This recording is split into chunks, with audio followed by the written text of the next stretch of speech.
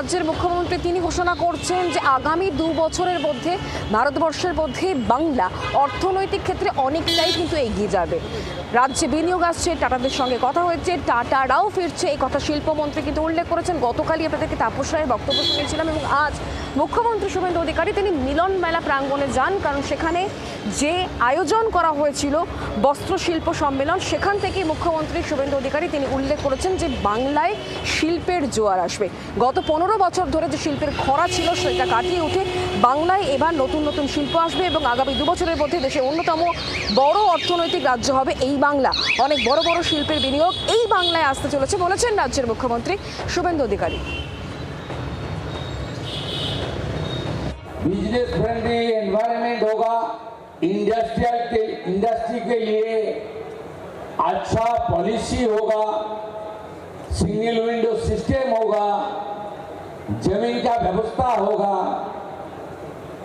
देखना है, सोचना है, छोड़ के काम करना है, ये नीति होगा, तब तो प्रदेश आगे बढ़ेगा।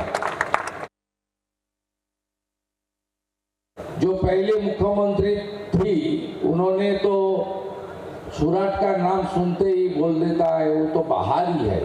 सूरत का फायदा होगा इसमें आई एम प्राउड इंडियन, मेरा गर्व करना चाहिए।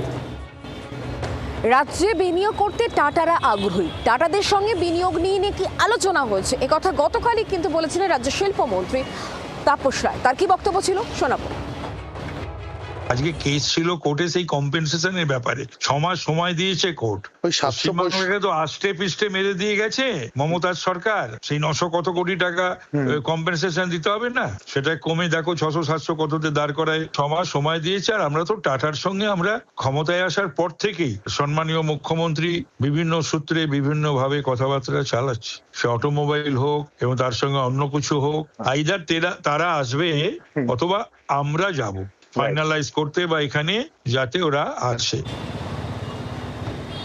অর্থাৎ বিগত 15 বছরে রাজ্যের শিল্পের যে খরা, সেই খরা আস্তে আস্তে বাংলা কাটিয়ে উঠবে, পুরনো গৌরব ফিরে পাবে। যেমন পুরুলিয়া, রঘুনাথপুর, সেখানে ইস্পাত শিল্প, সেখানে কিন্তু বিনিয়োগ আসছে, এমনটাই কিন্তু আমরা খবর পাচ্ছি। অর্থাৎ রাজ্যে নতুন নতুন বিনিয়োগ, এই মুহূর্তে বিনিয়োগের ঠিকানা হচ্ছে এই রাজ্য, এই বাংলা, এমনটাই কিন্তু উল্লেখ করা হচ্ছে। রাজ্যের মুখ্যমন্ত্রী বলছেন, শিল্পমন্ত্রী বলছেন। আর এবার যে খবর আমরা পাচ্ছি যে ইস্পাত শিল্পে নতুন বিনিয়োগ আসছে পুরুলিয়ার রঘুনাথপুর, এ বিষয় নিয়ে আমরা আরো জানবো, কথা বলবো। অর্কদীপ্ত মুখোপাধ্যায় এই মুহূর্তে আমার সঙ্গে রয়েছেন প্রতিনিধি টেলিফোন লাইনে।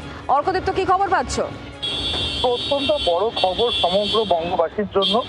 আগামী 17ই অগস্ট অর্থাৎ এই মাসের 17 তারিখে এই প্রকল্পের শিলান্যাস করতে চলেছেন মুখ্যমন্ত্রী শুভেন্দু অধিকারী।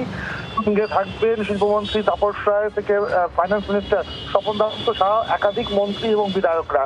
কি হচ্ছে দেখো, বহু শিল্পের এক্সপ্যানশন থেকে নতুন শিল্পী বিনিয়োগের কথাবার্তা বা এক্সপ্যানশন ইতিমধ্যেই হয়েছে এবং রাজ্য সরকারের তরফ থেকে বিভিন্ন গোষ্ঠীর সঙ্গে কথাবার্তা চালানো হয়েছে এবং তারই মধ্যে যেটা জানা যাচ্ছে যে ইস্পাত শিল্পে এবার নতুন করে বিনিয়োগ হতে চলেছে পুরুলিয়া রঘুনাথপুরে। প্রায় 4000 কোটি টাকা বিনিয়োগ করতে চলেছে বলেই খবর পাওয়া যাচ্ছে অমিত মেটালিক এবং শ্যাম স্টিলের পর ইস্পাত শিল্পে এই বিনিয়োগ আরো একটা খুব বড় একটা অ্যাচিভমেন্ট কিন্তু রাজ্যের জন্য। এবং সবকিছু ঠিক থাকলে 17ই আগস্ট এবং প্রায় নিশ্চিত 17 তারিখেই কিন্তু এই প্রকল্পের এই ইস্পাত শিল্পের শিলান্যাস করছেন শুভেন্দু অধিকারী সহ একাধিক মন্ত্রী এবং বিধায়ক। ধন্যবাদ আমাদের সঙ্গে টেলিফোন লাইনে থাকার জন্য। বাংলার আওয়াজ, বাঙালির আবেগ, জি 24 ঘন্টা।